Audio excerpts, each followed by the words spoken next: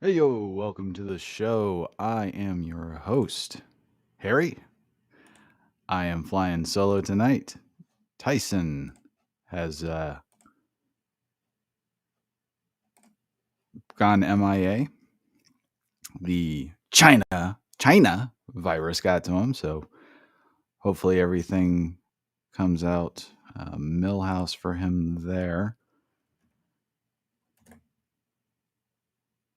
Just getting some stuff. Sorry, I'm not used to doing this solo here. Tyson normally has all the things ready to go. But yeah, we have some Raw, some SmackDown, and of course, SummerSlam just happened. We are going to, I guess, just get into it there. And we are starting off with Monday Night Raw in St. Paul, Minnesota. Our walkers are Gunther, McTurd, and Balor. Balor and Gunther are facing each other later on in the evening. No Talent Dupree, Otis, and Tozawa are also walkers. Gable and the Inbreed brothers follow shortly. So Otis and Tozawa, I guess, are facing the Inbreed brothers. So that'll be fun. And then Rollins came out in a blouse and unnecessarily tight leather pants. And of course, fruity matching sunglasses. So I skipped to everything until Punk came out because I wasn't going to tolerate Rollins for one goddamn second. And he was competing, Punk was competing with Rollins for the longest entrance. He was slapping hands with fans and taking an extraordinary amount of time. And there was one fan that actually psyched him out. They lifted his hand up at the last second like he was cool. I thought he looked stupid, but whatever. Then McIntyre came out. He just went straight to the ring, so thank God for him. And then right off the bat, Rollins says that if Punk and McIntyre assault each other or Rollins, then the SummerSlam match is off. So that makes absolutely no sense that they would schedule something like this in the first place. McIntyre and Punk have been, they're veterans. They know the rules. They know that Rollins just needs to count to 3, 5, or 10. That's it. So for them to be these two volatile individuals with a stipulation like that, just to come out here just so Rollins can run his dick licker is just stupid. Like if this were real life, just stupid. Setting yourself up for failure.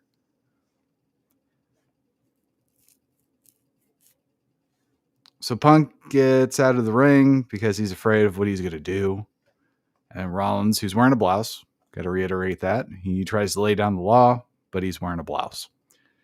And Punk finally talks and says the crowd sings the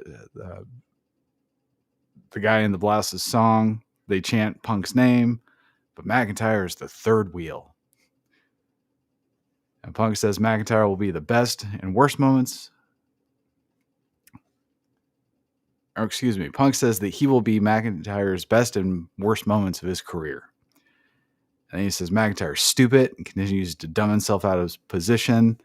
Now he's going to go up against the best in the world. Punk may not be as fast, big, or tall as McIntyre, but he has heart and the power of the people. And then Punk asks McIntyre what he has. And then Punk just holds up, McIntyre just holds up Punk's stupid little bracelet. And Punk almost loses his cool, but stops just short.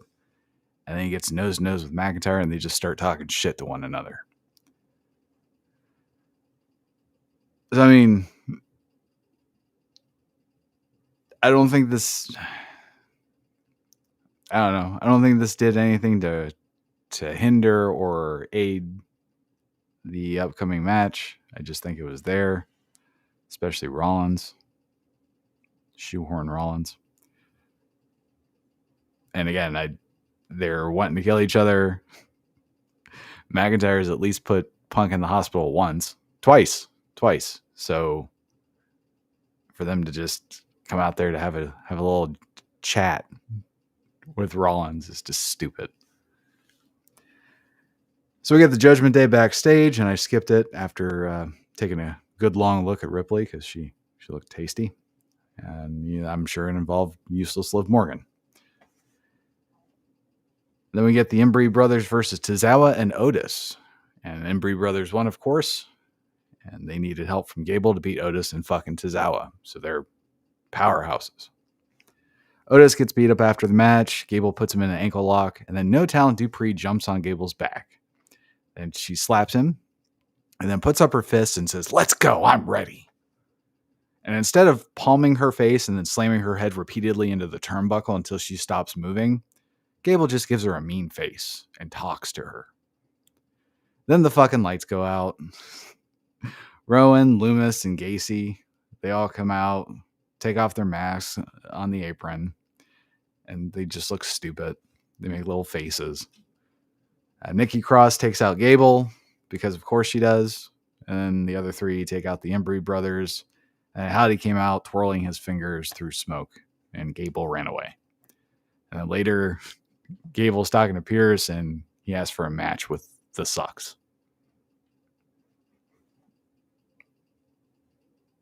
Yeah, I got nothing to add. They're fucking stupid. More Judgment Day backstage garbage time. Not even worth addressing.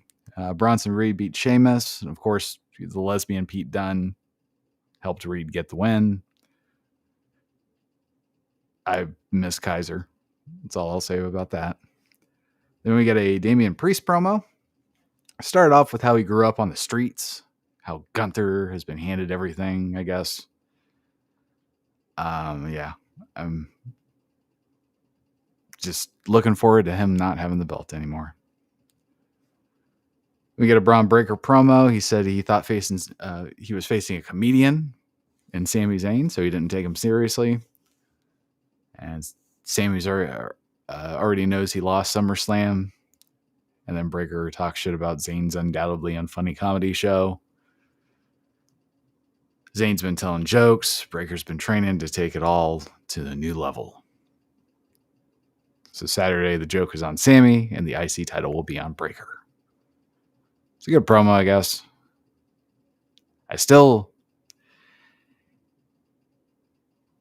He still seems like, it sounds like a guy trying to talk hard as opposed to walking it. I don't know. There's just a phony element to Breaker that I just can't put my finger on. But good luck to him. Because I hate Sami worse. Jey Uso beat Carlito. Meh. I skipped whatever the fuck Zelina Vega had to say. And then we find out the Miz is hosting SummerSlam. And R-Truth also had something to say, and I skipped it. And then Karrion Kross beat Woods again. Fight forever feud there. And then Jesse the Body Ventura. He came back to WWF. I don't know how long it's been. I didn't really pay attention. Jesse's kind of one of those guys that you have to take in small doses, especially in his later years. But yeah, good for him. Sami Zayn had some shit to say after that. I assume he responded to Breaker. And it is, in fact, Sami, not Braun, who will win on Saturday at SummerSlam tonight. And then we get useless Liv Morgan. She wasted time. Sami beat Dominic by disqualification. Judgment Day, Jey Uso, Sami, and Braun Breaker all fought after the match. And yeah. Then we get a Wyatt Sucks VHS tape. And don't know why they didn't do this when they were all in the fucking ring. So we could just condense it all. But no, we got to have a little separate thing. So Dexter Lumis, he had fake hair. I don't know if he actually talked or if it was a voiceover. I don't care. It's stupid. Fuck him. Hope he gets laryngitis. I skipped Ripley's promo. They only showed her from the neck up, so it wasn't interesting to me. And then we skipped the girls' match. Damage Control came back, and they're stronger than ever because they have all face stickers. So that was something. And then later they were interviewed. Io and Kairi spoke Japanese. That was cool. What's Her Face challenged one of the bitches from the other group to a match next week. And I look forward to not watching that. And then we get Gunther. Finally, something good. And he says for the second week in a row, he tried to give Priest the easy way out, but Priest responded like a weak, emotional wannabe. Priest abuses this great sport and tries to use it as a cure for his childhood trauma. And Gunther addresses Balor, says he looked up to Balor as one of the greatest wrestlers in the world at one time, but now he associates with the weirdos in the Judgment Day, and he has become street trash. And it's going to be a pleasure for Gunther to see how much of the old Balor is left. Then he says he will never forgive Priest for using wrestling as a cover-up for his useless existence. And after SummerSlam, the Ring General will have saved the sport and the World Heavyweight Championship. And I am looking forward to all of that. And then Gunther beat Balor. I thought it was kind of a letdown, to be honest with you. I know Gunther has a match at SummerSlam, so it's kind of looking ahead to that, and I can't blame him. But I was kind of, I don't know, it just kind of seemed like both of them were kind of going half speed. I hated how Balor almost fought out of the sleeper hold after taking a powerbomb with a passion. So Balor takes a powerbomb and he gets put in the sleeper hold, and you think it's over. And I mean, look at Gunther, look at Balor. But then Balor almost fights out of it, and it's stupid. Because you can't just have a realistic finish. So then Gunther beat up Balor after the match. Then Priest came out to beat up Gunther. Like, seriously, no fucking offense from Gunther. He just got his ass whooped. And, yeah. As far as the build to this particular match, if Gunther wasn't in it, I don't know if I'd be interested. I think they just turned it up a couple weeks ago. And, I mean, King of the Ring was how many months ago? So I think they could have at least tried a better build. But that's just me. My name's not Paul. But that is Monday Night Raw. And we're going to go ahead and go on over to Cleveland, Ohio, for SmackDown. Our walkers for Friday were Logan Paul. He came out in a prime truck. That might come into play later. I don't know.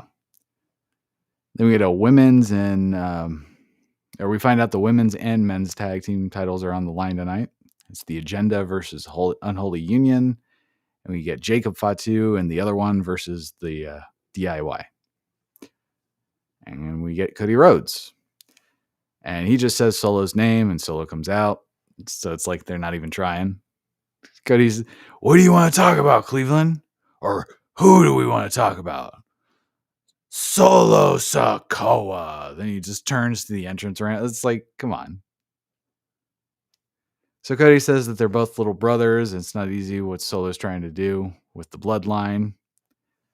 He says Solo has nothing to lose and he has everything on the line. Then Solo cuts him off. Like, are you done yet?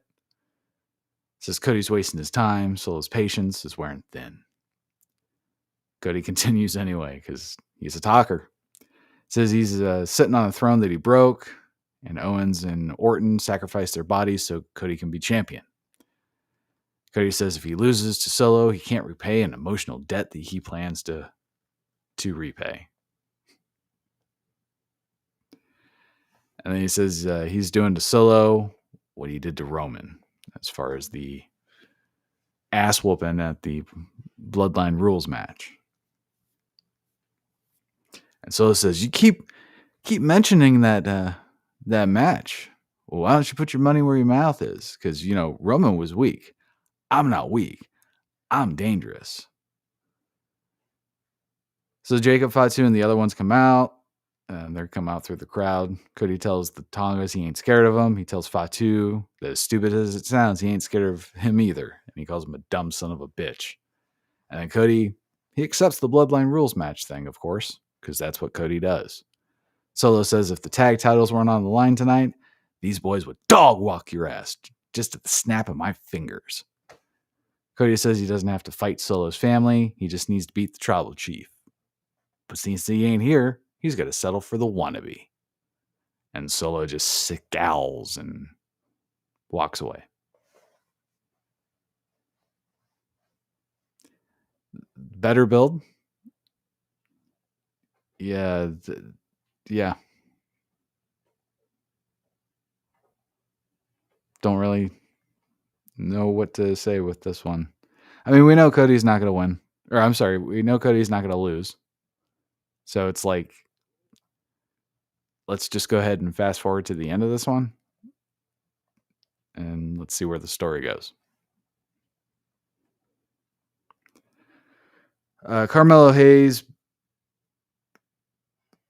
faced El Idolo, the guy, Charlotte's husband. And there's a video package before the match. He was with Hayes. He was in a fucking barber shop, because of course.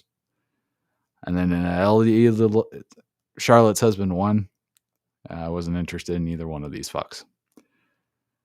Then Escobar and the Evil Mexicans beat Apollo Crews. Baron Corbin was also there. See Carmelo Hayes and El Idolo for my thoughts. The agenda had a backstage segment, and I didn't watch it because I don't care. The next segment was Logan Paul. He had a homecoming, and Nick Aldis is in the ring with Cleveland dignitaries, whatever the fuck that is. And then Aldis introduces Paul. Logan Paul comes out, talks shit about LA Knight, then says he's home in Cleveland, or no, he is Cleveland. That's what he said. And he talks more shit about LA Knight. Aldis questions the legitimacy of Paul's dignitaries. He was like, I Googled him and nothing came up. Paul cuts Aldis off to unveil a championship banner. Banner falls and Yaz written all over Paul's face. Then LA Knight comes out. He talks some shit. Says he's not even from Cleveland. He being Paul. Actually, Logan Paul's from Westfield, which is a suburb of Cleveland. So no, it's not downtown Cleveland, but still technically Cleveland. Knight says he feels bad about ruining Logan Paul's banner. Says, wait here. And he goes to the back. And Logan Paul's like, what? You just have another one? And then Knight ends up stealing Logan Paul's prime truck. And I guess Logan Paul was pissed off about that.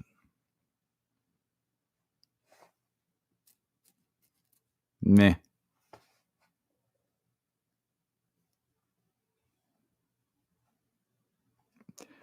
The agenda beat Unholy Union by disqualification. I guess Blair Davenport is a member of the Unholy Union. Whatever. Who cares? Nia Jax gave Tiffany Stratton a new briefcase. It was it pink and some other color. It was actually really tame, considering that it's Stratton. I was expecting like some fucking jewels and shit, but nope. But before she gives the briefcase to Stratton, Nia Jax reiterates that she's gonna fuck her up if she cashes it in on Jax at SummerSlam. So, yeah, Tiffany was excited. I'm sure WWE is excited to sell some merchandise. Then we get Jacob Fatu and Atanga versus DIY. Alicia Taylor was the ring announcer. And I just want to say that Alicia Taylor is fucking terrible. And her hair is fucking stupid. It's like someone who was born deaf explained to an alien what an announcer is supposed to sound like. I hope I never fucking see her again. At least Samantha Irvin is pleasant to look at. Fuck you, Alicia Taylor.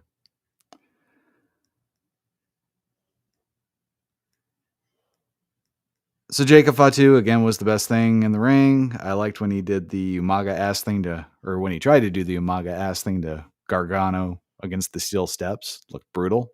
It would have been brutal. Would have killed him. I hated that Gargano's super kick sent Fatu out of the ring when he no-sold one from Owens on his debut. Just seems like apples and oranges. Gargano's offense compared to Kevin Owens.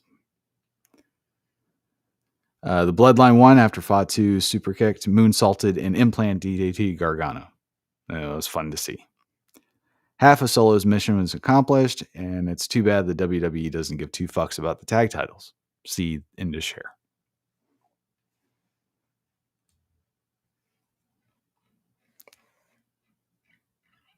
And that is SmackDown. We are just flying right through this. That's good. That's good.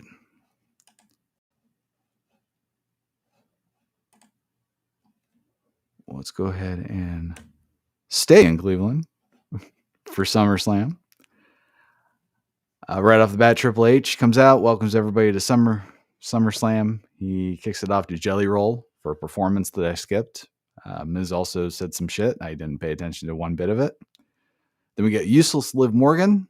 She beat Rhea Ripley. Ripley is going to continue to be devalued with this Love Boat esque sitcom bullshit. Dominic sided with the Useless Liv Morgan. Fuck everybody involved. Like Ripley's something, but yeah. Then Dominic gave the fans the finger as he walked out with Useless Liv because he's hardcore.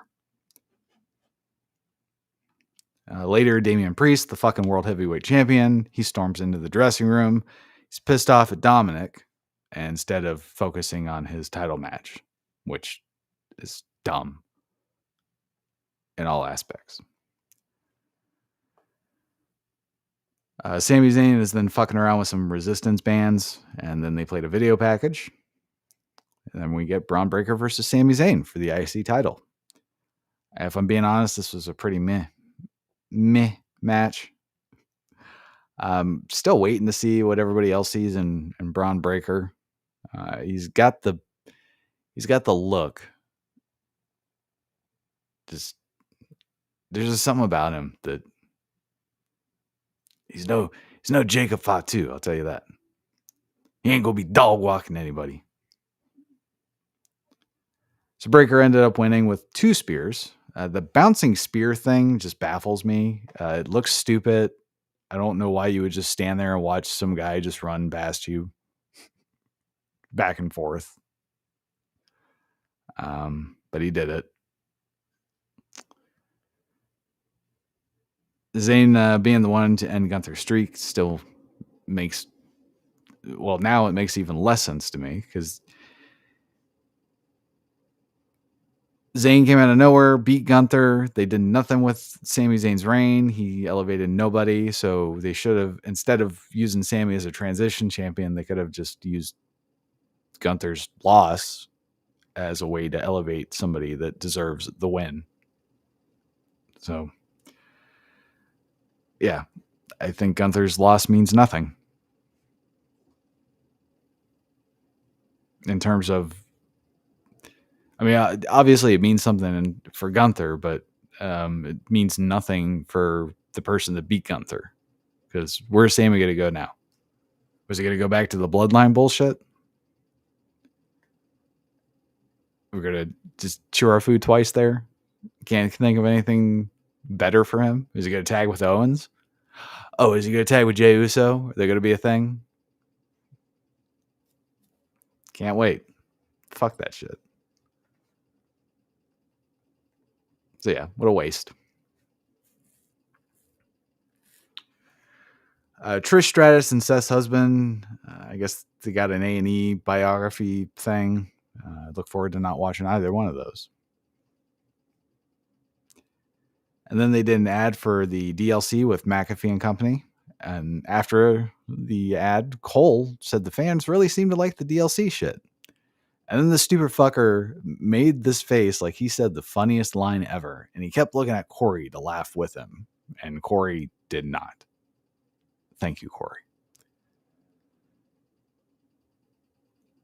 Then we get LA Knight versus Logan Paul, or excuse me, a LA Knight Logan Paul video package. And then we move on to Logan Paul versus LA Knight, and that's for the U.S. title. And then Paul came out. He revealed Machine Gun Kelly. So I skipped to the start of the match because fuck Machine Gun Kelly. And well, it was sort of the beginning of the match. They brawled forever before the bell even rang. And Knight did a neck breaker to Paul on the announce desk. So that was kind of cool. Not really sure what to make of this match.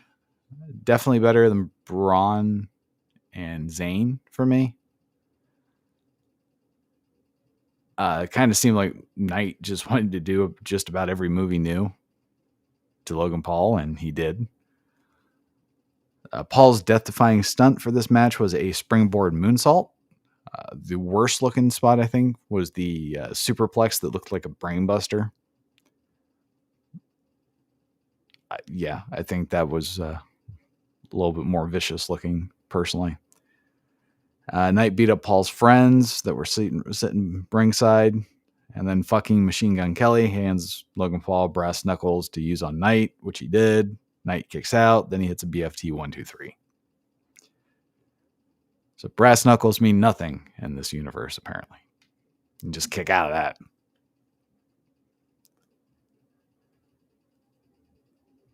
But congratulations to LA Knight for the U.S. title victory. He definitely needed it. For me, he's kind of... I don't want to say that because I'm definitely not as big on him as Tyson. But he is kind of getting stale.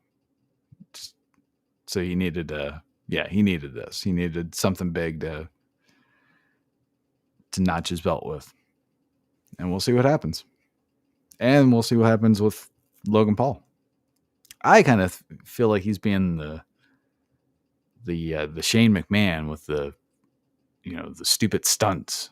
He's got to do a stunt. What's he going to do? Is he going to light his hair on fire and then do a moonsault into a shark tank or something? Who knows? He's crazy. So, let's see what happens with Logan Paul too. Baron Corbin had a backstage segment. He was shaving Apollo Crews' head for some reason. No Talent Dupree and her two dumb fucks slide in to talk about Manscaped. And then Otis shaved his belly. I wish I was not. I don't know. I don't know what to say. And then Nia Jax beat Bayley. Who cares? And then we get Punk McIntyre video package. Much like this feud, it lost a lot of steam when Rollins showed up. And then we get Drew McIntyre versus CM Punk, the match. Rollins came out first, of course, wearing a dress and a referee cam. And the referee cam looked like shit, so you knew it was going to be prominently featured. And it wasn't as bad as I thought it was going to be. I thought it was going to be like that fucking picture-in-picture shit. Or the split screen shit with WCW. Whereas that's basically the whole match. So you got to squint and fucking try to decipher shit. Fuck that. So it starts off exactly how you would want. Brutal and awesome. They just lay into each other and go all out. And then they fight on the outside forever. I think Rollins counted to 1 once. And then just didn't even bother. Punk slammed McIntyre's head against the rings or the steel steps, and Rollins just pretended to tie his shoes and not watch. And then later, McIntyre slingshotted Punk under the ring, and it just fucked his universe up. He also had him in a powerbomb position and started just knocking him along the ring desk or the announce desk. And Rollins was pretending to look the other way. He didn't give a shit. He just wanted them to kill each other.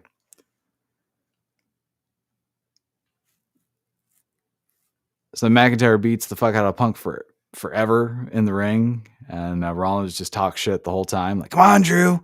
Come on. I thought you wanted to Make him suffer. He's still walking. He's still moving. He's still twitching, Drew. Finish the job. So it's kind of funny. And then after failing to win with a couple power bombs, McIntyre just grabs a chair, tells Rollins, "You want this just as much as I do. Just let it happen." Then he goes to clobber Punk. Rollins just all of a sudden wants to follow the rules now, and he grabs the chair. McIntyre pie faces Rollins. And then after teasing that my Brett Shaw and Undertaker finish idea, Punk gets a roll up, a visual pin, and Rollins' back was turned or something. Punk fires back, even though, he even hits the Randy Savage elbow. And then McIntyre kicks out. Punk slowly transitions into a Anaconda Vice. And while he's holding McIntyre in the Vice, he notices that the McIntyre's wearing that stupid goddamn bracelet around his wrist. So Punk just drops everything and yanks it off, fumbles with it. Just stupid son of a bitch, just like crawls, reaching out to it. And of course, he gets Claymored. Later, Punk tried a GTS on McIntyre and he gets him up. And then he notices the Rollins has the stupid bracelet and he starts bitching about it instead of winning the match. So it's like, maybe Punk can say that he got CTE or something from the UFC, because this makes no fucking sense. Like, he even said it was worthless. It's the principle. So wouldn't the principle be breaking McIntyre's head over? I don't get it. So McIntyre ends up taking out Rollins accidentally after taking Punk out from behind. So Rollins was collateral damage. Then Punk hits the GTS. Rollins is still out of the ring. Punk hits another visual pin. When Rollins finally gets into position, Punk and Rollins get into it because McIntyre kicked out. And then Punk ends up hitting Rollins with GTS. And then McIntyre kicks Punk in the dick, hits a Claymore, 1, 2, 3. And McIntyre steals the stupid bracelet again. Glad that's going to be a running theme. Exactly how I thought it'd turn out. Great match ruined by just bullshit. I thought it'd be Rollins that would ruin the match, but it turns out to be a bracelet. Go figure.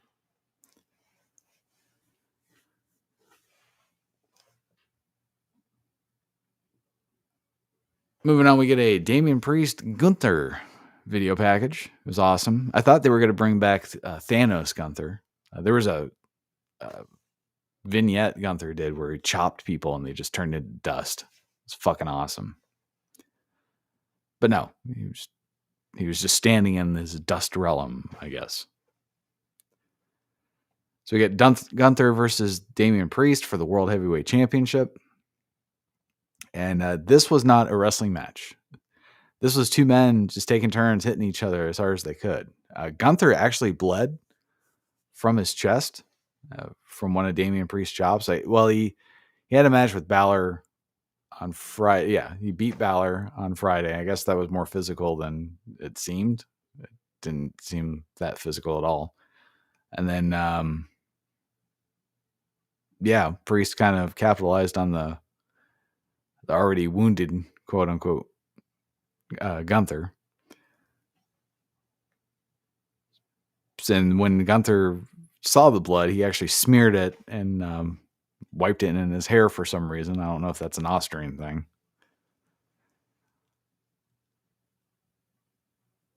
Finn Balor eventually came out, and Gunther's beating the shit out of Priest by this point. It's just chops and kicks, and Damian Priest is done for. Eventually, Gunther kicks Balor in the face from the ring, and this gives Priest special recovery powers. Priest hits a razor's edge and a choke slam, but Balor pulls Gunther's foot onto the ropes and then dramatically turns toward the entrance ramp with his back to Priest. Priest, in the middle of a championship match, has time to watch the fucking replay on the Titantron to see that Balor fucked him over. Especially after he used his little special healing powers and everything. Gunther ends up getting Priest in a sleeper hold. Priest gets out, goes after Balor instead of trying to win the match, retain his title. Gunther hits a powerbomb, KOs Priest with a sleeper hold. I sure am tickled pink that Gunther's first world title is overshadowed by some bullshit. Priest established that strangling Balor is more important than the World Heavyweight Championship that he professed to love and fight for and all this shit. He was homeless and whatever.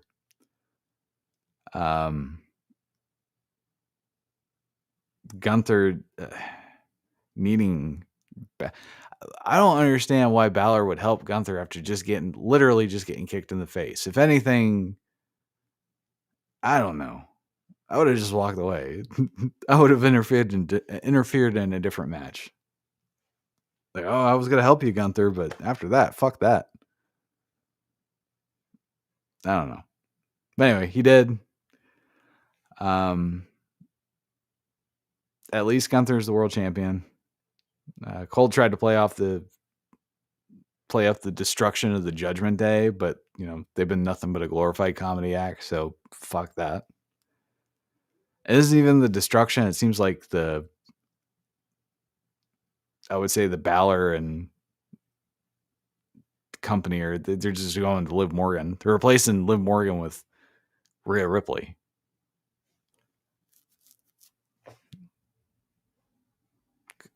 Good job, I guess. Seems like a downgrade, unless like they all just pass Liv Morgan around like a joint. That's the only thing that makes sense. she takes turn just slobbing their knobs and buying them video games.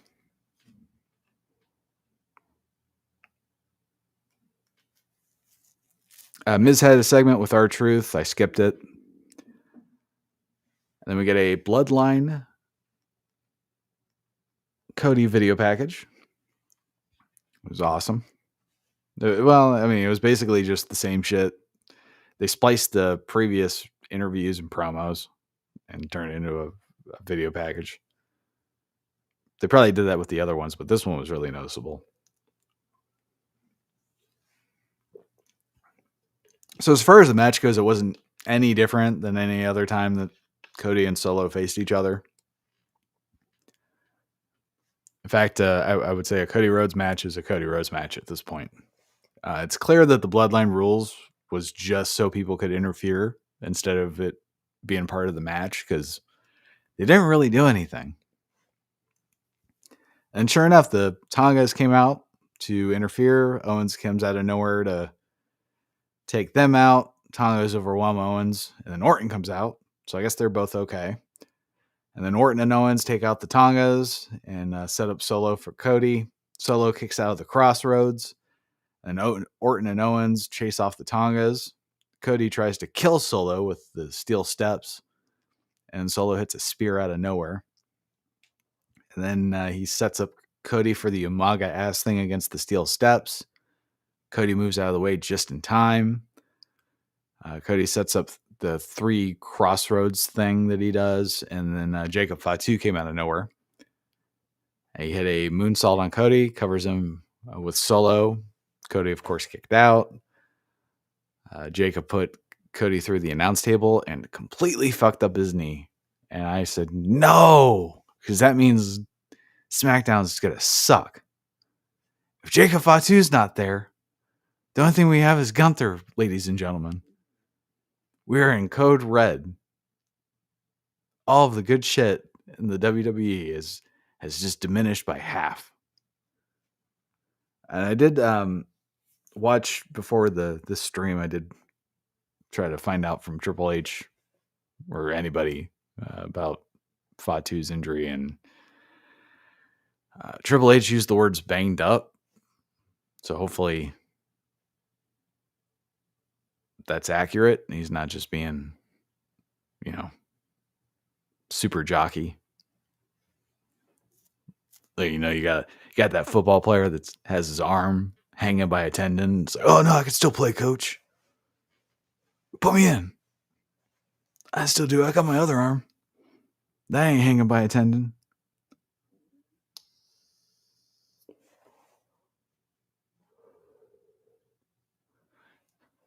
So Solo eventually goes for a spike.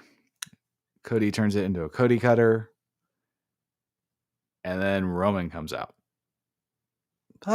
He's back. Comes out, hits Solo with a Superman punch and a spear. Cody hits his bajillionth crossroads. 1, 2, 3. Roman and Cody share a look. Solo screams by the announce desk while Fatu massages his shoulders.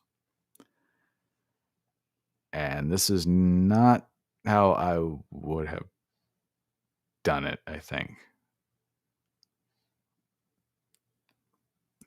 Having Roman come out and just immediately decimate Solo when Solo desperately needs credibility as the leader of whatever the fuck he's trying to be a leader of. I think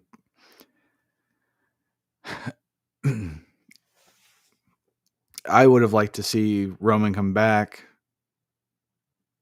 try to put his dick on the table. Like, no, I'm the tribal chief, and then have the new bloodline turn on him, and then Roman, work to get his retribution that way, as opposed to just immediately coming in and laying out Solo. I think that's a little too Super Cena for me, but you can't take it back. It happened, and we will have to see what happens on SmackDown, because they're not going to address it on Raw. We will get a coronation on Raw for Gunther, so that'll be good. Oh yeah, the bloodline, or not the bloodline, the Sucks are facing Gable and Otis, or not Otis, the Inbreed brothers. So get their debut. So yeah, at least one thing to look forward to on Raw with Gunther. But that is SummerSlam. And what are we on time? Wow. Just go right through this shit when you don't have a co-host.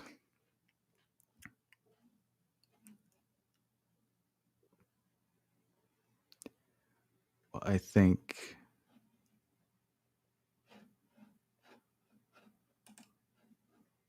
we are just about to wrap up. Let's go ahead and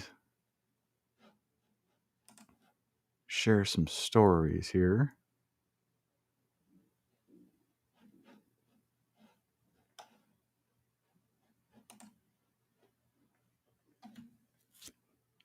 Before we get out of here. But before that, just want to say that we are the show. We do this once a week, me and my co-host Tyson. And we are on YouTube.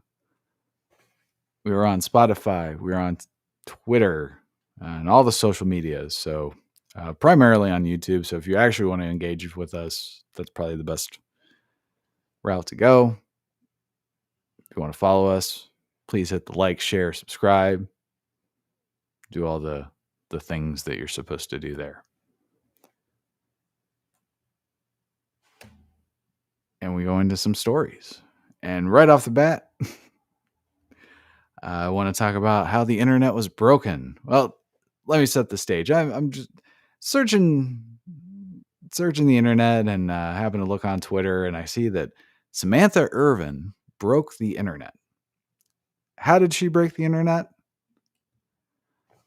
Oh, she just posted a little picture of herself. And can't say she looks bad there. She actually looks quite good.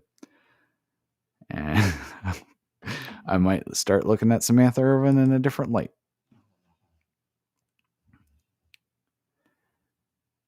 They also tried to say that Becky Lynch broke the internet. She wore, I don't know, a couch cover.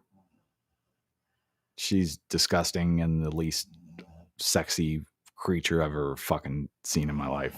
So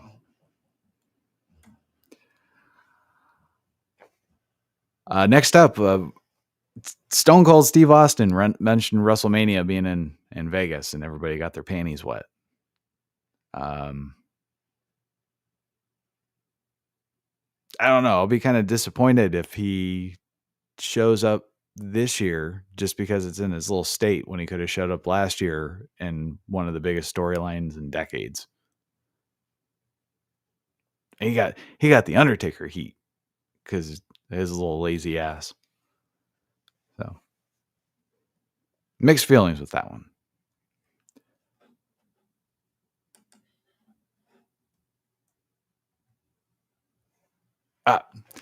There was a report that from WWE, some guy, I don't know, I don't care. I don't think you care either. The only thing you care about is he said that WWE currently has no interest in working with AEW in a joint promotion or a show or venue or whatever, which shouldn't come as a shock to anybody, especially, Tony Khan's comparing them to the Harvey Weinstein of wrestling. So I think they're a long way away from doing business. Of course, people took it as a shot. Really, the guy was just saying that it's not even on the table. He even went out of his way to say that there was some great people outside of WWE. So it's not like he was knocking talent or anything. WWE's not even thinking about it. I guess the story there is that people tried to make it into something that it wasn't. I don't see why you would want to either one of them. Like, well, WWE probably doesn't view AEW as competition, so I don't see why Tony being all gung ho with this quote unquote war, why you would just team up with the people that you're going to war with. I don't think even he's that stupid. But that was that.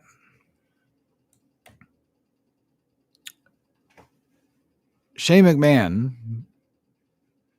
was also in the AEW news. Apparently, he and Tony Khan had a private meeting to discuss something. Of course, that speculation went anywhere from Shane.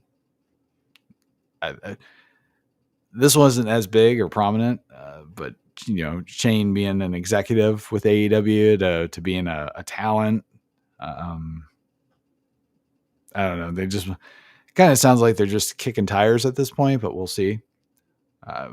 I wouldn't mind seeing Shane do something in wrestling, to be honest with you, but does he want to do it with AEW? It's such a fucking clusterfuck. Especially with this fucking Joker in the helm. Look at him. Stupid. But yeah, more people did things and then other people speculated about it. That's wrestling.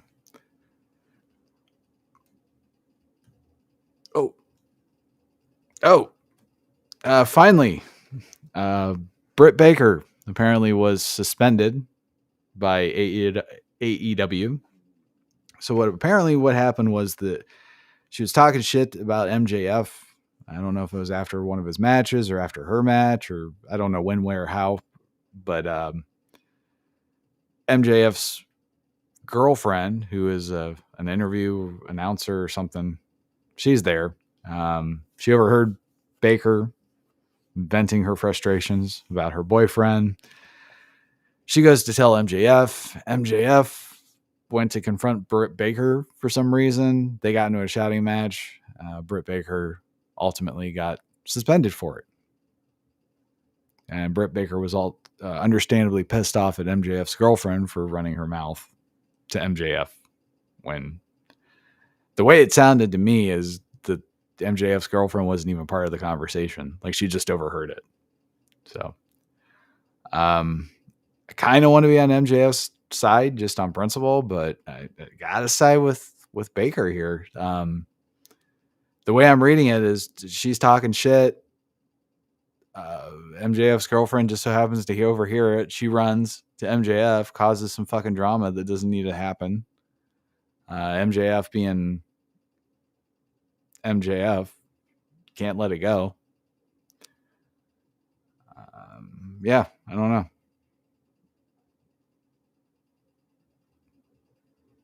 Did she? Obviously, there's. I mean, at the time of me saying this, and the conclusion of my research, I didn't see anything as to what or any specifics. So I don't know if she threw a chair, if she kicked MJF's dog, somebody got choked out. Who knows? But yeah, whatever it was, it caused Baker to get suspended. Maybe she threatened MJF's girlfriend, or maybe Tony is he's smartening up and putting like the major star as a priority over the lesser talent, getting a bug up their ass. Who knows? But we'll have to see.